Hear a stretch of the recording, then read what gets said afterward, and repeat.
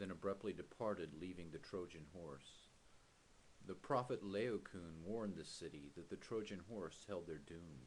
He hurled his javelin into the side of the Trojan horse and was attacked by a giant multi-headed serpent that emerged from the sea and pulled he and his sons into the sea to their deaths. The inhabitants took this omen to mean the Trojan horse was a gift from the gods and thus sacred. They brought the offering inside the city gates, and at night the Athenians emerged, opened the gates to their awaiting army, and the city was sacked and destroyed, the men killed, and the women and children enslaved.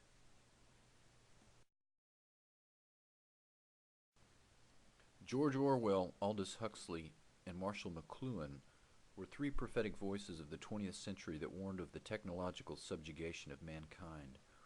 Orwell wrote the novel 1984 about a world controlled by three empires in a state of perpetual war and shifting alliances. Big Brother and the Thought Police were monitoring all human activity, and the population was kept in a constant state of war hysteria and fear of the enemy. 1% of the population composed the inner party, 15% the outer party, the remaining 84% of the population were proles. The technology of control possessed by the totalitarian state made rebellion impossible. Slavery was eternal. Aldous Huxley wrote the novel A Brave New World about a future technological state controlled by the drug soma. Human reproduction was an industrial process, cloning different models of genetically designed humans for specific tasks in the social hierarchy. Huxley despaired that humanity would destroy itself, but decided finally that a spiritual evolution could avoid such a catastrophe. Marshall McLuhan wrote about the effects of technology on society. In the 1950s and 60s, he was the prophet of the Internet. He spoke of the concept of the maelstrom and described it as the movement from a literate society based on the written word back to a symbolic post-literate society based on electronic imagery. He said that this vortex would disrupt human civilization and obliterate everything that came before.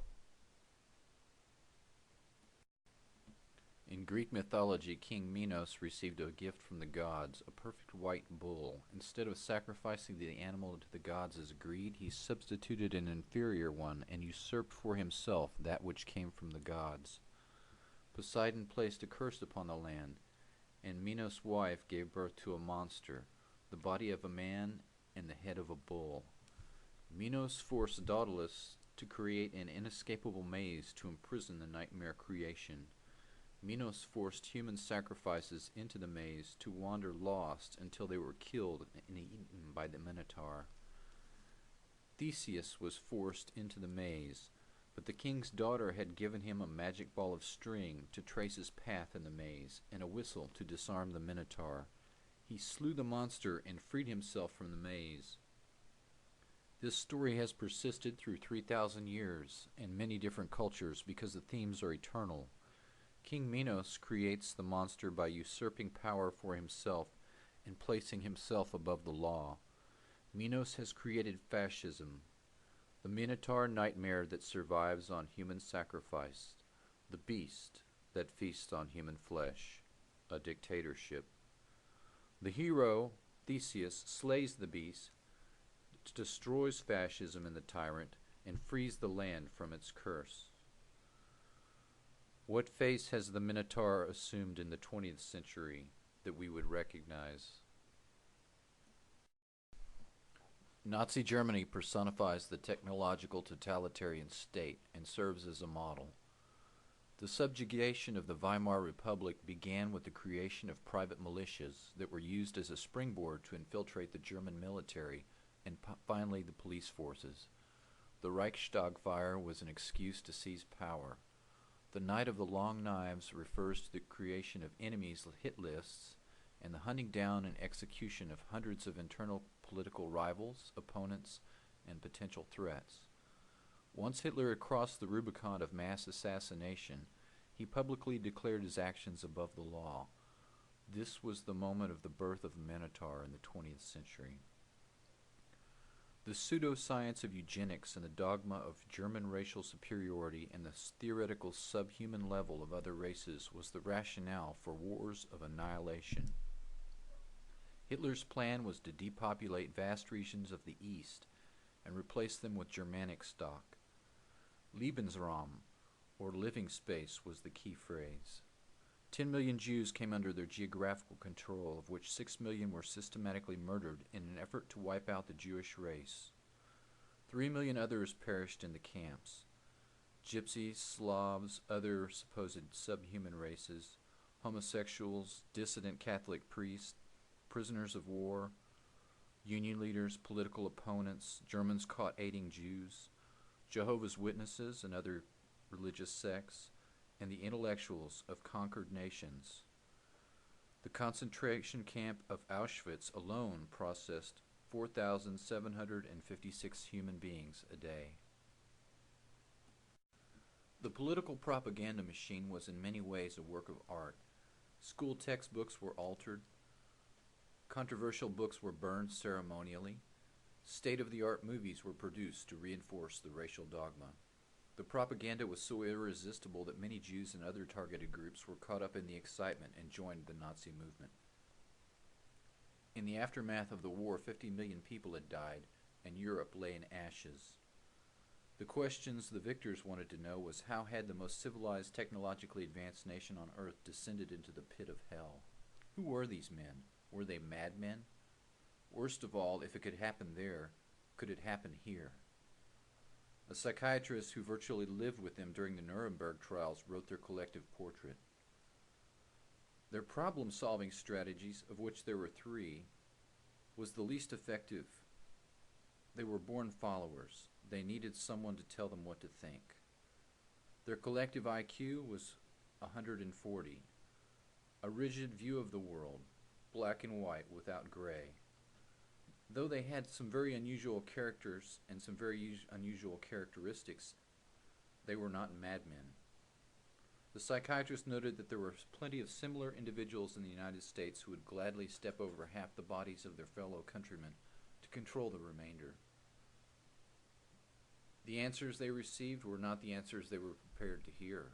No, they were not madmen, and yes, it could happen here. Once in power, Joseph Stalin immediately had half of the Russian parliament shot or exiled to Siberia, and to solidify his hold on power, he deliberately starved millions of his own people to death, and personally signed 1 million death warrants. The Molotov-Ribbentrop Pact was a secret agreement between Stalin and Hitler to attack Poland and divide the nation between them, and when Hitler double-crossed him and attacked the USSR, 20 million Russians perished. Stalin was totally devoid of human feeling for his own countrymen or anyone else, and the world was right to fear him. Mao Zedong led a Chinese peasant revolution that overthrew Chiang Kai-shek in 1949. The degree of individual conformity demanded by the state to communist dogma in the world's most populous nation was terrifying. The Great Leap Forward was a failed attempt at crash industrialization, and resulted in famine and the deaths of millions of people. Mao's favorite tactic was to set opposing groups of people against each other to instill fear, eliminate potential rivals, and retain power despite popular discontent. One example was the Cultural Revolution that established the Red Guards as a vigilante force used to attack bourgeois elements in society, meaning anyone. The suffering of his own people left him unmoved. Mao's cult of personality exceeded even that of Stalin. His image and writings were inescapable. Stalin, Mao, and Hitler personified the totalitarian dictatorship as an external threat to the Republic. We were right to fear them, their cult of personality and their vice-like control on their own societies. However, ancient wisdom and the mythology of the Minotaur points towards a tyranny that emerges from within, not one imposed from without. The 3 prophets of the 20th century have warned of a technological dictatorship that is imposed from within, not a foreign threat, but one that emerges internally, as it did in Nazi Germany. Alexis de Tocqueville was perhaps the greatest historian of the age. He visited America in 1831 and wrote a description of our country that exceeds all others. He identified Russia and America as the true emerging world powers, and in effect predicted the Cold War 120 years before it began. De Tocqueville wrote about how the Minotaur would manifest itself in this country. His description of a kinder, gentler fascism feels very much like the words of the three prophets, a manner of control that makes people love their servitude. Fascism wearing a silk tie. If the technological dictatorship spoken of by the three 20th century prophets should arise now, it would have to happen here, in the technologically most advanced country. The racial dogma would be replaced by patriotism and religion. If such a dictatorship, a new Minotaur, were to emerge here, how would we recognize its form?